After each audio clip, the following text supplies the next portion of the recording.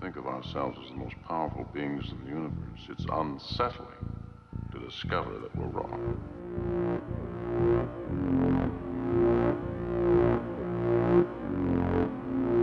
Time has come to see the world as it is. Can we pull back the veil of static and reach into the source of all being? Behind this curtain lies this random pattern generator. You will be responsible for an escalation that will destroy everything. Welcome to another episode, now sounding a hell of a lot better, as I'm sure you can tell, because I was able to improve my recording equipment. So I guess it'll no longer sound like I'm recording this in an empty library. But who knows, maybe some people like the idea of me breaking into a library after hours to record this. A haunted library. Something else new about the podcast is that I've decided to make it around 45 minutes long rather than around 30 minutes. I just have so many stories to tell and so much great material to read that I thought an extra 15 or 20 minutes would be fine. Besides, I tend to feel a little unsatisfied myself by, podcast episodes that are under 30 minutes long. Another thing I'd like to mention is that since I've run out of time on SoundCloud, I'm going to be archiving the podcast on YouTube. So, that's where you should go if you want to hear an earlier episode, which is no longer on SoundCloud. I also plan on getting this up on Blog Talk Radio, Stitcher, iTunes, eventually.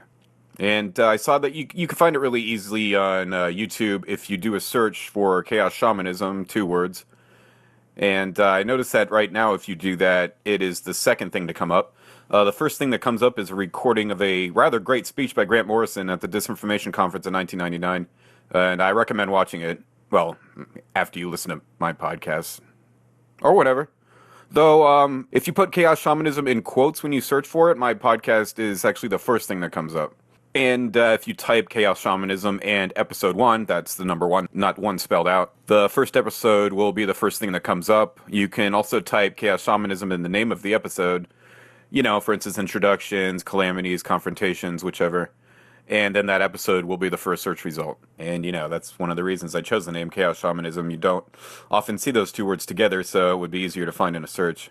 One last thing I want to mention here at the top of the show is that I just wanted to give a bit of a disclaimer here. I'm not trying to preach or be the ultimate herald of truth here. I'm just sharing my experiences with these sorts of things and, conveying the information that my spirit contacts give me. All right, to sum it up, it sounds better now. It's longer from here on out. It is now archived on YouTube, and I ain't no preacher here. All right, now, the news. What the hell in God's name is going down here? All right, now some strange events from New South Wales and Australia. And I'm going to read these as they're written. Previously, I was trying to read these specific examples in a way that made more sense as something read aloud. But, it proved to be a bit of a pain, so I'm just going to read these as they're written. All right. 12th October 1912, between Bombala and Bemboka. A man riding along track saw a strange man-like animal drinking from creek, probably a Yahoo or Yowie. For those who don't know, that's Yahoo or Yowie is the Australian term for a wild man or Bigfoot or Yeti or whatever hell you want to call those dudes. All right, May 1935, Boydtown Beach near Eden. Carcass of sea animal found 8 feet long with horse-like head, similar to another found not long before at nearby Narooma. 27th December 1975 in Cessnock. Farmer saw monitor lizard at least 30 feet long in dense scrub. 1944, Coffs Harbor, fall of frogs onto roof and on naval vessel at sea. March 1985, Concord, Sydney, oil oozed from statue of Lebanese saint, Saint Charbal. Crucifix touched with the oil later began dripping oil and blood. A picture of Saint Charbal also dripped oil. Statue began dripping oil on 15th March 1985, continued for a week. In June 1970, at Emerald Beach, truck driver saw bright circular object rise up near highway at night. It had flames along the bottom. UFO slowly descended again, and witness drove away in fear. Site was investigated 3 years later, and burnt tree limbs and circles of poor grass growth found. 6th April 1939, in Ewingsdale, thousands of frogs fell in rain. In 1927, near Fernvale, brothers saw disc-shaped domed UFO pass overhead, lighting up the valley before landing nearby. Circle of scorched grass found next day.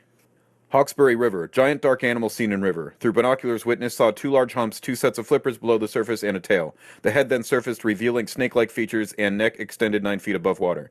May 1979 and numerous other sightings in 1970s. Huskisson. Multicolored fireballs 10 feet in diameter burst through wall of hotel bar on March 19, 1978. In Kempsey, much UFO activity over the town beginning in 1971. In Lismore, cross and cemetery glowed brightly at night, began around 1918 until 1978 when smashed by vandals.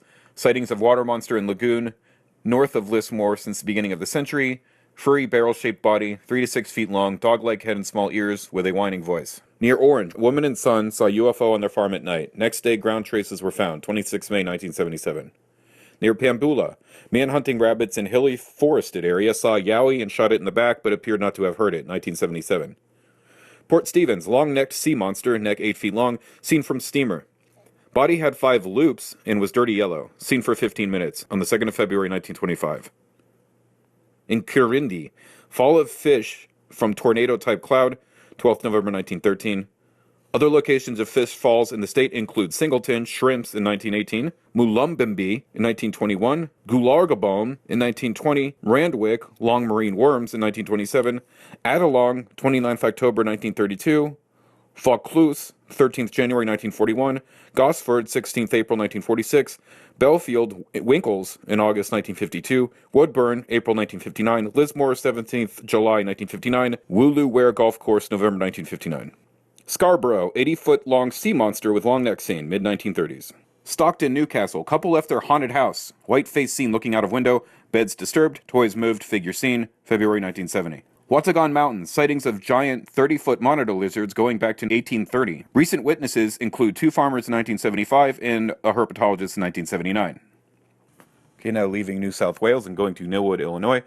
On the 12th of April, 1897 at 14:30 hours, on the property of Z. Thacker, 19 kilometers north of Carlinville, an unknown object landed. Before the 3 witnesses could reach it, the craft, which was shaped like a cigar with a dome, rose slowly and left majestically toward the north. The witnesses were Edward Teeples, William Street, and Franklin Metcalf. On April 12, 1897 at 1800 hours, at Girard near Green Ridge in Illinois, a large crowd of miners saw an unknown object land 3 kilometers north of Green Ridge and 4 kilometers south of Girard. The night operator of the Chicago and Alton Railroad, Paul McCramer, stated that he came sufficiently close to the craft to see a man emerge from it to repair the machinery. Traces were found over a large area. The object itself was elongated like a ship with a roof and a double canopy. It left toward the north. On April 14, 1897 at 1500 hours in Gas City, Indiana, an object landed 2 kilometers south of Gas City on the property of John Roush, terrifying the farmers and causing the horses and cattle to stampede. 6 occupants of the ship came out and seemed to make some repairs. Before the crowd could approach the object, it rose rapidly and flew toward the east. On April 14, 1897 in Cleveland, Ohio, Joseph Singler, captain of the Sea Wing, was fishing with S.H. Davis of Detroit when they saw on the lake what they thought was a ship about 13 meters long with a canopy.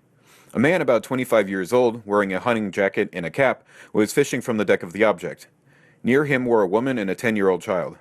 When the Sea Wing came close to the craft, a large colored balloon rose from the object, which flew up with it to an altitude of about 150 meters and circled like a hawk before flying away. On April 15, 1897 in the morning, in Lynn Grove, Iowa, a large object was seen to fly slowly toward the north. It seemed ready to land, and then 5 men, F.G. Ellis, James Evans, David Evans, Joe Krosky, and Benjamin Bulland, drove toward it. About 7 kilometers north of Lynn Grove, they found the craft on the ground, came within 700 meters of it, but it spread its 4 giant wings and rose towards the north. 2 strange figures aboard the craft made efforts to conceal themselves. Witnesses were surprised at the length of their hair. Most residents of Lynn Grove saw the craft in flight. On April 15, 1897, at nightfall in Howard, Artesian, South Dakota, a flying object coming closer and closer to the ground followed a train, as reported by the engineer Joe Wright.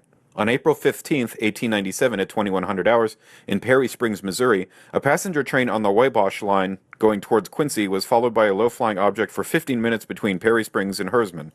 All the passengers saw the craft, which had a red and white light. After Hersman, it flew ahead of the train and disappeared rapidly, although the train was then running at 65 kilometers per hour. On April 15, 1897, in Springfield, Illinois, 2 farm workers, Adolph Winkle and John Hull, saw a strange craft in a field. They had a discussion with its occupants, a woman and 2 men, and were told the ship had flown from Quincy to Springfield in 30 minutes and that the crew was making electrical repairs. On April 16, 1897, in Downs Township, Illinois, while working in his field, Haney Savage saw an aerial craft land near him. 6 people emerged from it and spoke to him for a few minutes before leaving again. On April 19, 1836, the London Times reported a fall of fish that had occurred in the neighborhood of Allahabad, India. It is said that the fish were of the chalwa species, about a span in length and a seer in weight, and they were dead and dry. As reported by the Scientific American 34-197 and the New York Times, issue March 10, 1876, on March 3, 1876, at Olympian Springs, Bath County, Kentucky, flakes of a substance that looked like beef fell from the clear sky. It was said that this falling substance was the only thing visible in the sky. It fell in flakes of various sizes, some 2 inches square, 1, 3, or 4 inches square. It was a thick shower on the ground, on trees, on fences, but it was narrowly localized, on a strip of land about 100 yards long and about 50 yards wide. On January 31, 1686, it was said that a substance like charred paper fell in Norway and other parts of northern Europe. In the Annals of Philosophy 12-93, there is mention of a fibrous substance like blue silk that fell near Namburg, March 23, 1665. According to Annales de Chimie 2-31-264, the quantity was great. In All the Year Round, 8-254, is described a fall that took place in England, September 21, 1741, in the towns of Bradley, Selborne, and Alresford, and in a triangular space included by these 3 towns. The substance is described as cobwebs, but it fell in flake formation, or in flakes or rags about 1 inch broad and 5 or 6 inches long. Also, these flakes were of a relatively heavy substance. They fell with some velocity. In the Wernerian National Historical Society transcripts 5-386, it is said that there were 2 falls, that they were some hours apart. It is said that the second fall lasted from 9 o'clock in the morning until night. Now moving on to something interesting that happened in 1875. It has long been accepted that from 25 million to 1 million years ago, the oceans contained a monstrous relative of the great white shark, formerly known as Carcharodon megalodon, and informally known as the megalodon or big tooth. It was said to possibly reach a length of 55 feet long, or possibly even longer. In 1875, the British Oceanographic Survey vessel Challenger dredged up 2 megalodon teeth from a depth of over 14,000 feet, hauling them from the manganese dioxide-rich red clay deposit on the seabed. In 1959, these were examined by Russian scientist Dr. W. Chernetsky, who investigated the thickness of the manganese dioxide layer deposited over them. Knowing the rate of this deposition, Chernetsky was able to state that one of the teeth was not more than 24,000 years old, and the other was little more than 11,000 years old. This meant that, contrary to previous assumptions, the megalodon was still alive as recently as the end of the Pleistocene. Following on from this, is it possible that it persisted a further 11,000 years, just a brief moment in time geologically speaking, so that this mighty species still survives today? It is unlikely that a creature of the megalodon's 43 to 55 foot magnitude could survive undetected in modern times if it was a habitual surface dweller. However, if it resided primarily at greater depths, only entering shallow waters infrequently, its probability of anonymity would be much greater. In April 1969, a giant 18-foot-tall figure was seen by many residents on the outskirts of Berwick, Nova Scotia in the Annapolis Valley. According to the Evening News, it was allegedly a tall, very dark form seen striding about the landscape at a high speed of about 20 miles per hour. After the initial witnesses reported the quote-unquote phantom, as it became known, local police had to assign 2 cars to the area to control the bumper-to-bumper traffic. People in Nova Scotia have been seeing all kinds of oddities for years. Giant luminous snakes that appeared suddenly and melted away mysteriously were reported there in 1967. In Michigan in 1897, according to the newspapers of the period, a new giant paid a visit. When a farmer tried to move in for a closer look, the creature lashed out with his giant foot and broke the poor man's ribs. In 856 AD, a church in Trier, Prussia, was suddenly invaded by, quote, a dog of immense size, during a storm which filled the place with such darkness that members of the congregation could hardly see each other. The floor seemed to open, according to the account in Annales Francorum Regum, and the huge beast rose up to run back and forth to the altar. Another ancient text, Chronicon Saxonicus, relates a similar incident 11 years later in 867 AD. A gigantic pig-like thing reportedly appeared in the church at Andover, Hants, England on Christmas Eve 1171. It dashed around the altar just as the priest was struck by lightning from within the church and killed. Incredible though it may seem, These monstrous pigs have been reported again and again in a long series of perplexing cases. Lightning often accompanies these manifestations. A Tudor historian named John Stowe recorded the following in the 16th century, quote, "In the reign of King John, thunder and lightning killed many men, women, and children, burnt cornfields, and fishes of strange shape, armed with helmets and shields, like armed men, were caught, only they were much bigger." On August 4th, 1577, lightning struck the church in Bilborough, Suffolk, killing 2 people and injuring several others. That same day, a thing like a big black dog materialized in a church in Bungay, England, causing some parishioners to die instantly. Meanwhile, 7 miles away in the church at Blythburgh, a similar giant dog killed 2 men and a boy. The Bungay monster allegedly left behind deep claw marks in the church masonry. There are numerous historical records of this frightening Sunday. According to the Chronicles of Abbot Ralph of Essex, following a horrible electric storm in England on July 29, 1205, quote, "monstrous tracks were seen in several places, and of a kind never seen before. Men said they were the prince of demons." Enormous prints were supposedly left behind by the huge flying black horse that thundered across York, England during a lightning storm in 1065. Abbot Ralph's account indicates that York experienced another rash of strange footprints in the years 1189 to 1199. Quote, "In the time of King Richard I of England, there appeared in a certain grassy flat ground human footprints of extraordinary length, and everywhere the footprints were impressed, the grass remained as if scorched by fire." End quote. Flying horses and smoldering footprints only mark the beginning of our narrative. Those were the centuries of dragons and assorted monsters of every description. Most of the records of the times were kept by no-nonsense priests and clergymen who played down the sensational aspects of many of these events, actually, making it necessary to check and cross-check many different records before the full story can be assembled. Perhaps the quote-unquote Burning Man of Germany, circa 1125, had some remote connection with the scorched footprints of York. In the old book Deutsche Sagen, this strange report appears. Quote, "In this year, AD 1125, a fiery man was haunting the mountains like an apparition. It was just at midnight, and the man went from one birch tree to another and set it ablaze. The watchman said he was like a glowing fire. He did that for 3 nights and then no more.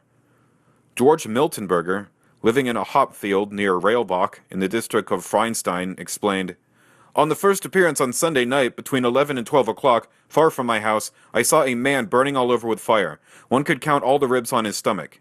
He continued his way from one landmark to another until after midnight he suddenly vanished. Many people were fear-stricken by his appearance, because through his nose and mouth he belched fire while dashing hither and thither in all directions.' Another unbelievable thing had the poor taste to show up uninvited at the wedding dance of King Alexander of Scotland in 1293. This poor fellow was not a fire, he was simply stark naked. Worse still, he had neglected to wear any flesh. He appeared in nothing but his bare bones, according to the court records, and managed to put quite a damper on the wedding festivities. 500 years before this black period, a plague of frightening and terrible animals swept over the Middle East, killing many people in Armenia and Assyria. The Chronicon of Denis de Tel Mar describes them thus, quote, "Their muzzle was small and long, and they had great ears, like those of horses. The skin on their dorsal spine resembled the bristles of pigs, and stuck straight up." End quote. It was said that these fearsome beasts easily outwitted and killed many men. They raided villages and carried off children. For some reason, dogs did not bark at them. Whole herds of goats and sheep were devoured by them. They ravaged hundreds of square miles of villages before they vanished forever. In Germany during the same period, some huge black animal was prowling the dark forests near Darmstadt, killing people off like flies. Finally, a local baron fought the beast. He managed to kill it, but during the fight he suffered a wound which led to his death. A statue was erected to him in the tomb of his castle, both of which are still standing. Tring, Hertford, England, was visited frequently by a spectral dog in the 19th century. It was said to have been connected somehow with a lady who was drowned as a witch in 1751. Here is one description of the animal from the Book of Days, published in the 1800s. Quote, "I was returning home late at night in a gig with a person who was driving. When we came near the spot where a portion of the gibbet had lately stood, we saw on the bank of the roadside a flame of fire as large as a man's hat.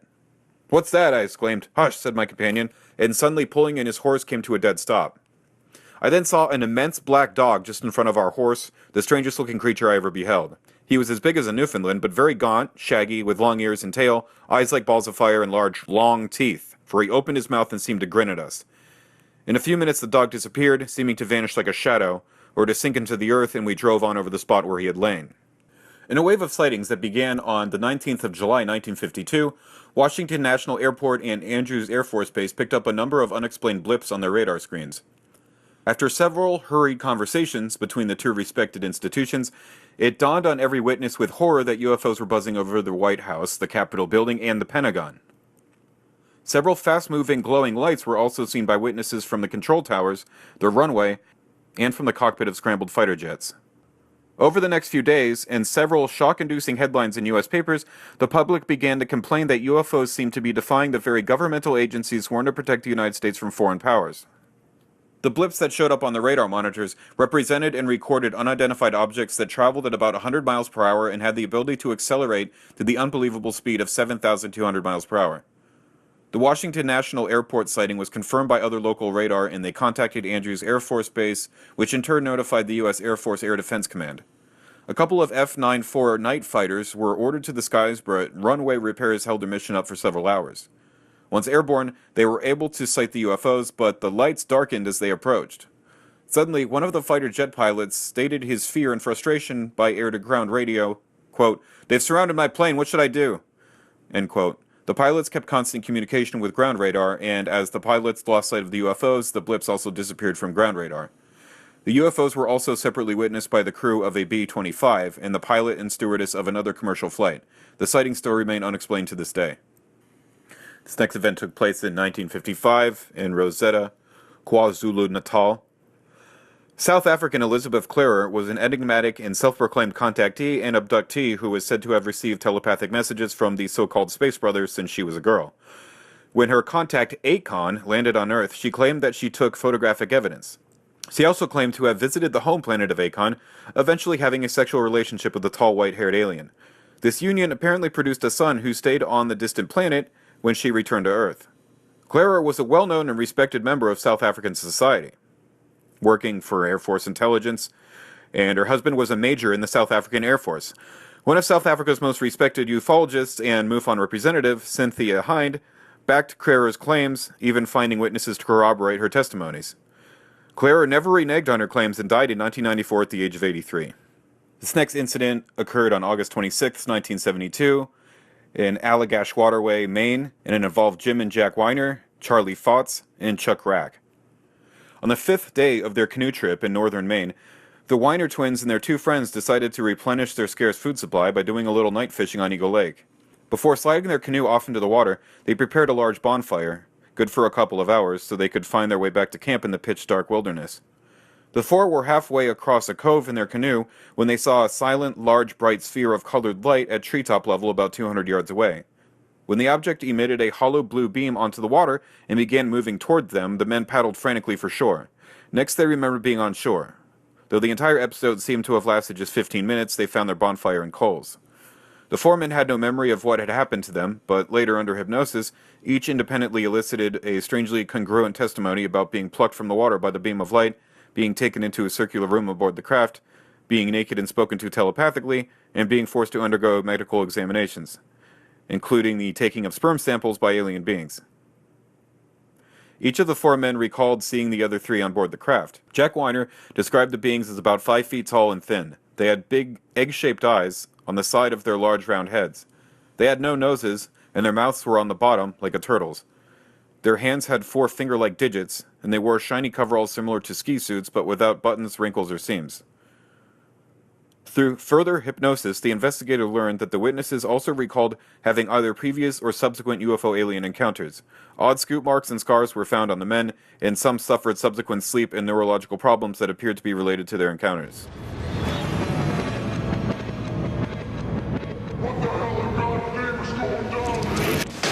That was a public service announcement designed to scare the shit out of you. In the last episode, I mentioned that the spirits I met told me many things about themselves and their world, which I had never heard before. And as time went on, I was surprised to read about these same things from books written by other people who had claimed some kind of contact with spirits, also from some friends and people I've met who have their own stories, be it from doing energy work or being able to see spirits or practicing astral projection. Oftentimes this would be broad information, but there were many extremely specific things told to me personally by spirits, which I then came across later from another source. One example is that the only natural forms of life which are indigenous to the very lower levels of the astral planes are molds and fungi. Now you may be wondering, what the hell are the astral planes? Basically, it's one of the many states of being which one can be in after dying.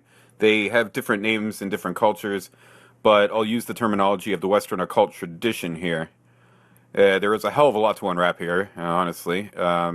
I won't even be able to get into the astral planes in this episode, but, because I've got to start somewhere. Well, the first state one tends to experience after death is generally referred to as the etheric state or the etheric plane. Spelled Etheric. It can basically be described as a mirror of this physical world, though some specific things may be different or in flux, especially objects which don't have much permanence in time, like a pen which someone left on a table for just a couple of minutes. I think, in fact, that fantasy writer Robert Jordan may have been inspired by the etheric plane somehow in his creation of the dimension called Tel Aran Riyadh in his Wheel of Time series. And this etheric plane is the place where people find themselves immediately after and even somewhat during physical death. Shifting over to this state after brain death is how people who have had a near-death experience are oftentimes able to recount accurately what went on in the room or even down the hall while they had no brain activity. A little side note, my father is a doctor, and he has experienced that from people multiple times. Even one time when the patient who had been dead for a little while was able to recount not only what was going on in this operating room, but also down the hall in the waiting room where members of his family had shown up. All right, moving on. Not everyone who dies enters this etheric state, however. Sometimes a very violent death or the complete and sudden disintegration of the physical body can also seem to destroy the etheric body as well, sending them immediately onward to whatever awaits them next, which is different from instance to instance, person to person. This seems to be the case because the etheric body and the physical body are closely tied together. In fact, my spirits tell me that what people in certain mystical and spiritual traditions call the energy body is actually what is also known as the etheric body. It's the same thing. And now I'm going to read an interview with, one of my favorite directors, Alejandro Jodorowsky. He was abducted by aliens earlier this afternoon. That little girl got lost under the bed and she went into an alternate dimension. This article is called The Magic Act.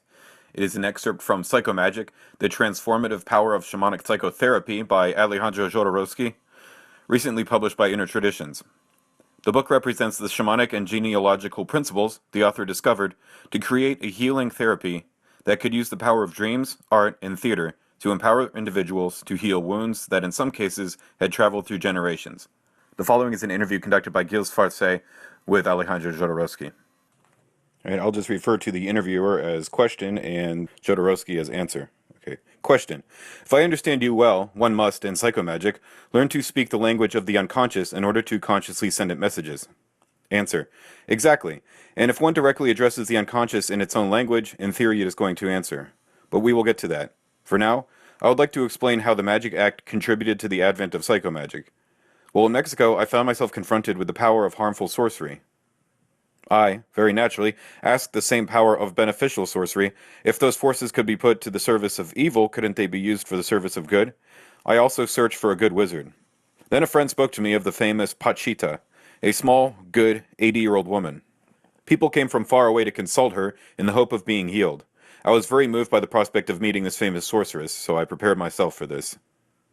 Question. What do you mean moved? Answer. I had my guard up. After all, nothing guaranteed me that this woman wasn't also evil. In Mexico, there are very dangerous sorcerers who can covertly introduce a little soreness into the unconscious of a visitor and trigger a delayed reaction. You see, at first you don't feel a thing, but at the end of 3 or 6 months, you're in agony. I therefore protected myself when I visited Pachita. You understand, she wasn't just any sorceress. Her consultations could easily attract 3,000 visitors. I tell you, it was something necessary to evacuate her by helicopter, so it suited me to take precautions. Question. How does one protect oneself from the influence of a sorcerer? Answer. It was, in a way, my first psychomagic act. Above all, I felt that at all costs I had to disguise myself. To go to her in the fullness of my old identity was to expose myself to the worst.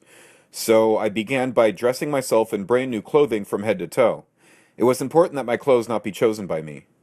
I gave money and my measurements to 3 friends, and asked them to go buy all the clothing they wanted to.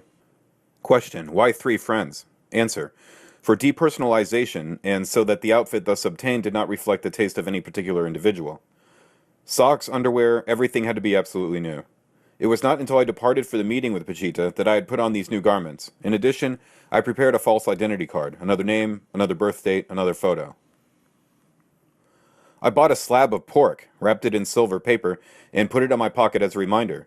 So each time I put my hand in my pocket, the rather unusual contact with the meat would remind me that I was in a special situation and that I should avoid letting myself get caught up, no matter what happened. I arrived at the apartment where Pachita was operating that day, and I found myself in the presence of about 30 other people, some of whom occupied important social positions. I should point out that I met her under relatively privileged conditions, far from those crazies who press around her while she operates in a public place. I had made myself part of the intelligentsia. Although she had never been to the cinema, Pachita knew that I was a filmmaker, director of the film El Topo, which had been talked about a lot. I approached and saw a tiny old woman, stocky and nearly blind. Her forehead was rounded, and her nose fell downward, giving her the appearance of a monster. I had just entered when she tossed me a piercing look and heckled me. "Boy, my boy!" It was a little strange to hear myself called boy at more than 40 years old. "What are you afraid of? Get closer to this poor old lady." Slowly, I got near her, stupefied. She had used the right expression to address me. At this age, indeed, I was not mature. While I was no child, my level of maturity was not really that of a 40-year-old man. At heart, I had remained an adolescent. "What do you want from me? What do you want from this poor old lady?" she asked me. "You are a healer, right?" I responded. "I would like to see your hands."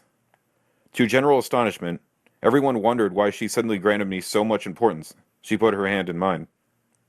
This old lady's hand had such softness, such purity. It could have belonged to a young girl of 15. I couldn't believe my senses. "Oh," I exclaimed, "you have the hand of a young girl, of a beautiful young girl." At that moment, instantly, I was invaded by a feeling difficult to describe.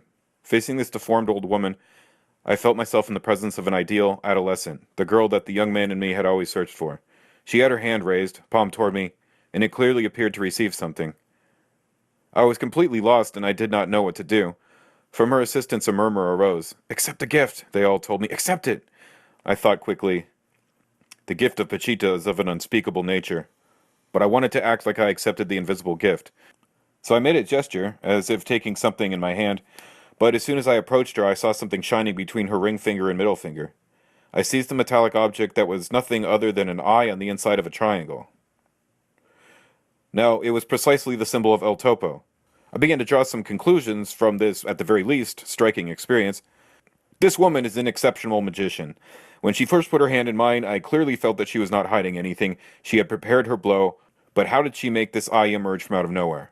How did she know this object was the symbol of my film? In any case, she had me. I then asked her if I could serve as her assistant, and she immediately accepted. "Yes," she told me, "you will be the one to read the poem that will cause me to go into trance." So I began to recite a consecrated poem to the divinized Mexican hero, Cuauhtémoc. Suddenly, the shriveled old lady let out an enormous cry, close to the roaring of a lion, and she began to speak in a man's voice. "My friends, I am happy to be among you. Bring me the first of the sick." The patients began to line up, each holding an egg in his hand. After rubbing their whole bodies with it, the sorceress broke it and examined the white and the yellow to detect the evil.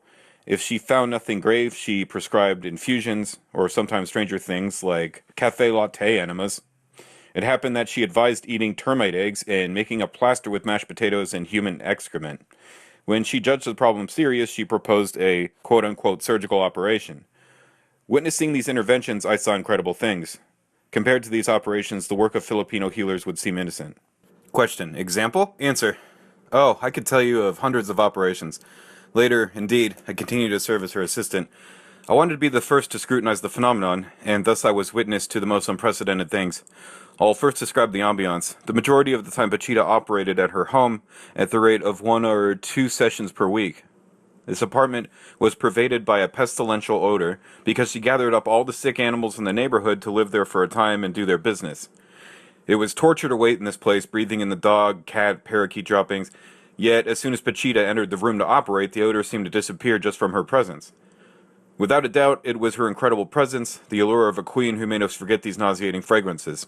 This little old lady had the aura of a great reincarnated llama. Question. What do you believe made her so impressive? Answer. I often asked myself. Because in the end, Pachita impressed the disbelievers as well as the followers. What is certain is that she was disposed of an energy superior to the normal. One day, the wife of the President of the Republic of Mexico invited her to a reception given on the patio of the government palace, where a number of cages held a great variety of birds. When Pachita arrived, these hundreds of sleeping birds at once woke up and began to chirp as if to greet the dawn. There were a number of witnesses there to confirm this incident, but she did not leave it to her charisma alone. She knew how to create an ambiance around her appropriate to captivating the guest and the patient alike. Her house was kept in semi-darkness. Thick curtains prevented any light from entering and were so effective that, arriving from outside, one was plunged into a world of darkness. Some assistants, all of whom were convinced of the objective existence of the Hermanito, or little brother, as Pachita had named the spirit that she supposedly contacted and who, in her opinion, worked the healing, led the newcomer down the hall in his sudden blindness.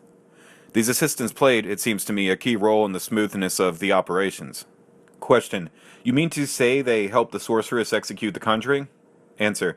It could be that Pachita was a genius conjurer. In fact, it will never be known, for what's sure is that all these assistants, in the role they played, were not accomplices to trickery. All of them had an immense faith in the little brother.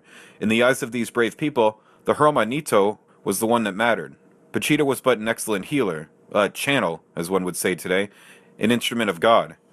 They respected the old lady, but they did not venerate her until she was in trance. For them, the disembodied being was more real than the person in the flesh through which she manifested. This faith, by which Pachita was surrounded, generated a magic atmosphere, which contributed to persuading the patient of his chances for a cure. Question. How would an ordinary consultation with Pachita proceed? Answer. Seated in an obscure hall, a group of clients waited their turn to enter the room where the sorceress operated. All the assistants spoke with low voices, like in a temple. At times, one left the operating room, concealing a mysterious bundle in his hands. He went into the bathroom, and by the half-open door, those in the waiting area could see the glow of a burning object. The assistant came out and murmured, "Do not go in there before the evil is burned. As long as it is active, it is dangerous to approach. You could catch it." What was this evil? The waiting clients didn't know anything, but knowing they had to hold their urine as long as the immolation lasted created a strange impression. Little by little, they were leaving consensus reality to topple over into a completely irrational parallel world.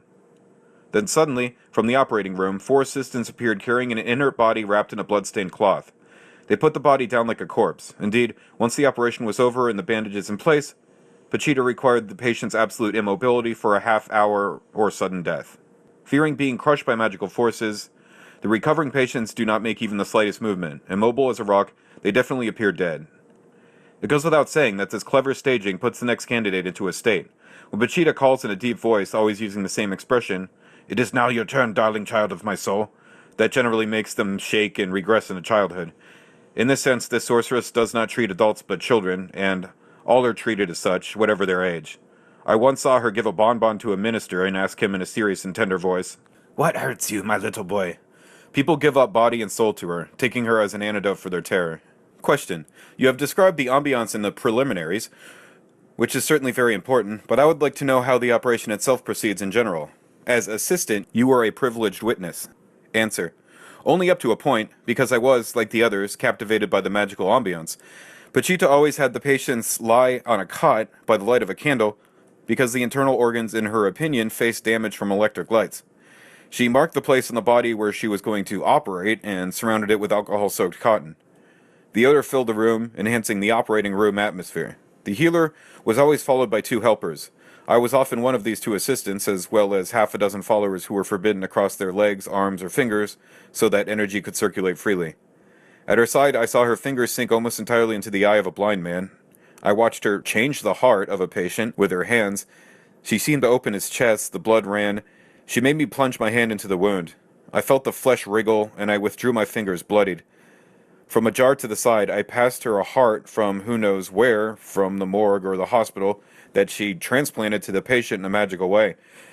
Soon after being placed on the chest, the heart seemed to be absorbed and disappeared just like that, as if inhaled by the body of the patient. This phenomenon of inhalation was common with all of the transplants. She would place a piece of intestine on the person being operated on, and no sooner would it disappear into him. I saw her open a head and put her hands in it. There was an odor of burning bone, the sounds of liquid. The operations were not lacking in violence and constituted a rather shocking show, in Mexican fashion, but Pachita showed, at the same time, an extraordinary softness. Question: what was the role of the followers present? Answer: the sorceress relied on their presence. Should an operation seem to be going badly, both Pachita and the patient would solicit the active help of all the people present. Question: can you give me an example? Answer: I remember an operation during which El Hermanito screamed sharply from Pachita's mouth, "The child is getting cold! Quick! Heat the air, are we going to lose him?" A second later, we were all running, on the verge of hysteria, in search of an electric heater. As soon as we plugged it in, we realized the electricity was out. "Do something or the child is going to be in agony!" growled the little brother, while the patient, on the verge of cardiac arrest from actually seeing his stomach opened and the guts in the air, whimpered, frozen in terror, "My brothers, I beseech you, help me!" And we all gathered around and put our mouths against his body, blowing on it with all our might, worried, forgetting about ourselves, trying frantically to warm him with our breath. "Very good, my children, my dears," the little brother cried suddenly. "The temperature is back up and the danger is past. I can continue." Question: did you ever lose a patient? Answer: no. To my knowledge, Pachita has never killed a person while trying to heal him, even if the operations often had critical moments. That seemed in a certain way to be part of the process. Question: did the patient suffer? Answer: in general, yes. The operations could be painful. When Pachita died, her gift was transferred to her son, Enrique, who operates like his mother. When I assisted him, I noticed that the Hermanito spoke more sweetly and that the knife no longer caused pain. I remarked about this to one of the assistants, who responded, "From incarnation to incarnation, El Hermanito makes progress. He has learned recently to not make his patients suffer." Question: you have said that Pachita showed a lot of tenderness in spite of her big knife. You were treated by her yourself, weren't you? Answer: yes. I had a pain in my liver, and I was curious to try having an operation myself. Pachita told me that I had a tumor on my liver, and she agreed to treat me. I decided to make a game of it, telling myself that she couldn't possibly kill me. Because of all the people she had operated on, there had not been a single mishap. The time had come to put myself on the hot seat. Question: and you weren't afraid about the pain? Answer: no, because for me it was all theater. I wanted to undergo an operation to see what would happen. But when I found myself on the bed in front of Pachita with a huge knife in her hand and surrounded by her praying followers, I did begin to feel afraid. I would very much have liked to get up and leave, but it was too late. I realized that she was cutting me with her scissors. I felt the pain of my flesh being cut with scissors, blood ran, and I thought I was going to die. After she made the cut in my stomach, it felt like my belly had been ripped open. I had never felt that bad in my life. For about 8 minutes I suffered atrociously, and I went completely white. Pachita made me drink some herbal tea, and then I could feel blood rushing through my body again. Then she acted like she was pulling out my liver. Finally, she passed her hands over my stomach to close the wound, and the pain instantly disappeared. If it was sleight of hand, the illusion was perfect. Not only did those present see the blood running in my open belly, but they also felt the same pain as the patient. Since then, my liver has never bothered me. Leaving aside the cure, that was one of the greatest experiences of my life. That woman was something spectacular, as impressive as a mystical Tibetan Lama. Never had I felt so much pain, nor so much gratitude, as in that moment when she told me I was cured and that I could go. In that instant, I saw in her the Mother Goddess. What a psychological shock. Pachita was a great psychologist. She knew the human soul. Science can explain everything if we look hard enough. Shut up, science bitch. Now, I have a lot more to say about what the spirits told me about spiritual states of being, but I'm really running out of time in this episode. So in the next one, I'll get back to describing more about the etheric plane and possibly get into the astral planes. Hopefully. We'll see. Not only is he like ruining my life, but with all this God shit that he's into, he could be ruining my afterlife. It's a sort of interdimensional vagina that somehow appears. I can interact with it. Fabric of the entire universe could be torn apart. I know my mind is changing. I'm already too far gone to know what to do.